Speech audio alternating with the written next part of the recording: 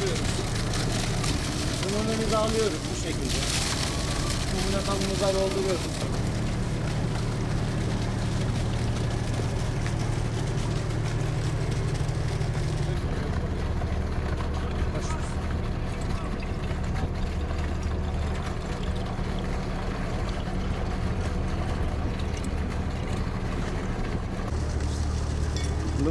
Numune kavanozuna alındıktan sonra mühürleme işlemini yapıyoruz.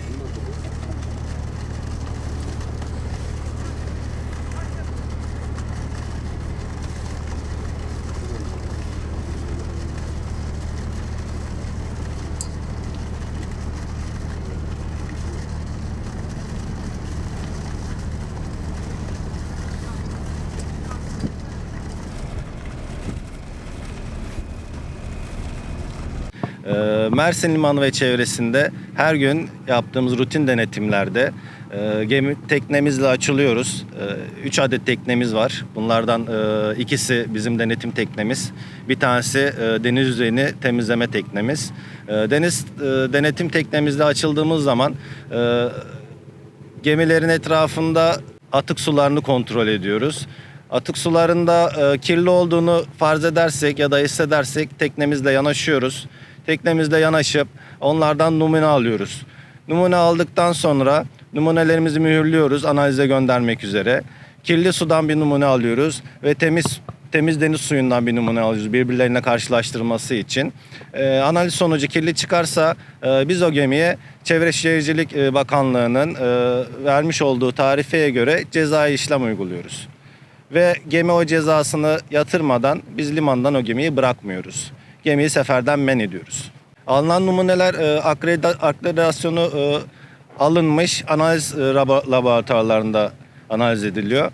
Ve bu çevrede tek bir tane var. O da Adana Ekosistem Laboratuvarı'dır.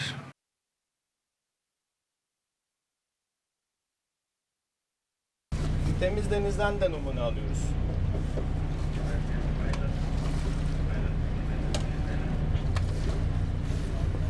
İki suyun da analizi yapılıyor ve birbirleriyle karşılaştırılıyor.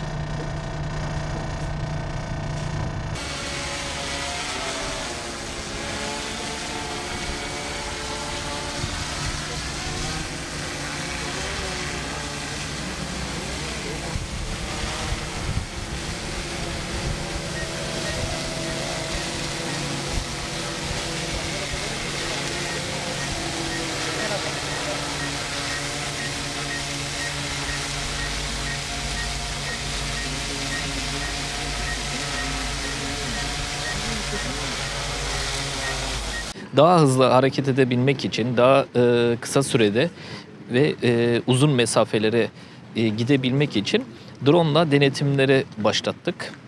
Başkanımıza bu konuyu açtığımızda çok olumlu karşıladı ve hızlıca bir drone alımına gittik ve drone'la denetimlere başladık. Ne yapıyoruz? Drone'la açıktaki gemiler olmak üzere limana yanaşmış gemilerin hem yukarıdan hem alçalarak sağından solundan yasa dışı bırakılan atık suların kontrolünü yapıyoruz. Tespit ettiğimiz atık su bırakan deniz araçlarına hızlıca deniz denetim teknemizle ulaşıyoruz, numune alıyoruz. Bu numuneyi akredite laboratuvarlarda analizine gönderiyoruz. Eğer kirletici bir etki varsa idari para cezası uyguluyoruz. Üzerindeki piller yarım saat havada kalmasına neden olabiliyor ve üzerinde özel bir kamera sistemimiz var. Bu kamera sistemimizin zoom özelliği var. Yani birkaç kilometre öteden dahi zoom yaparak deniz aracının kirlilik yaratıp yaratmadığını görebiliyor. Gece görüşü var drone'umuzda. Dolayısıyla gece denetimlerini de yapacağız. Biz ceza yazmak istemiyoruz. Biz denizlerimizin daha temiz, girilebilir olması için mücadele ediyoruz. Başkanımız bu konuda çok kararlı. Her yerden denize girilme ilkesini önümüzdeki yıllara yaymak istiyoruz. Şu an bulunmuş olduğumuz Çamlıbel Balıkçı Barını'nda denize de girebilsin istiyoruz. O yüzden denize kirliliği engelleyecek her türlü teknolojik gelişmeleri uygulayacağız. Denizlerimizi temiz tutmak için elimizden gelen tüm mücadeleyi sağlayacağız. Drone bunun için bize hem hız kazandırıyor hem daha etkin mücadele bir yöntemi kazandırıyor.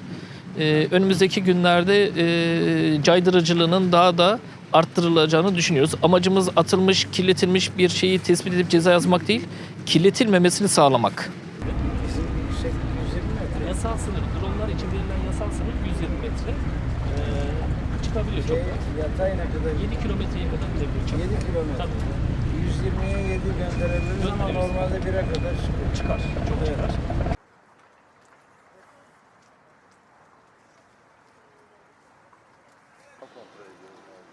Burada radarlarımız var. Burada önümüzdeki TPT kameramız var. İkinci kameramız.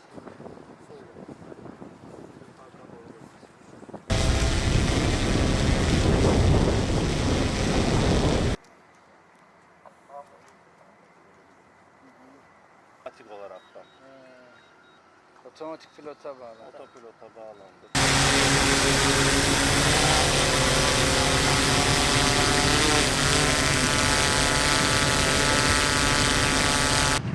Gemilerin bıraktığı deniz kirliliğine sebebiyet verebilecek bazı sintinelerin denetimi ve bu konuda yasaların dışında hareket eden deniz araçlarına ceza uygulanması Büyükşehir'in de görev alanlarında olan bir konu. 3 mil uzunluğunda 1 kilometre eninde bir koridorda yapacağımız denetimlerde bu drone'u kullanma imkanımız olacak. Sadece deniz temizliğini kontrol etmiyoruz. Aynı zamanda kentimizdeki hafriyat artıklarının da denetimini drone'la yapabileceğiz. Yine imarla ilgili yapacağımız bazı çalışmaları, havadan görüntüleme almamız gereken tüm çalışmaları aslında bu drone vasıtasıyla, bunun marifetiyle yapabiliyoruz. Çok donanımlı arkadaşlarım cihazı bana anlattılar. Son derece kullanışlı, güvenli ve önemli özelliklere sahip. Çekimler yapabiliyor, fotoğraf alabiliyor. Birçok özelliğini bünyesinde barındıran bir alet. Çevre dairemiz bünyemize bunu kazandırdı. Arkadaşlarımıza bu çalışmalarından dolayı teşekkür ediyorum. Tüm çevre koruma dairemizde çalışan, sahilde, denizde, karada, her bölgede çevre sağlığı için, insan sağlığı için gayret eden, Mersinli hemşehrilerimizin daha huzurlu, daha hijyen, daha temiz bir ortamda, daha sağlıklı bir ortamda yaşamlarına katkı sundukları için çok teşekkür ediyorum.